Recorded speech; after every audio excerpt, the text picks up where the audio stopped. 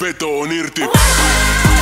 Ja ku hanskast lähtee, voit lukee lehdestä Saineiden kommentti.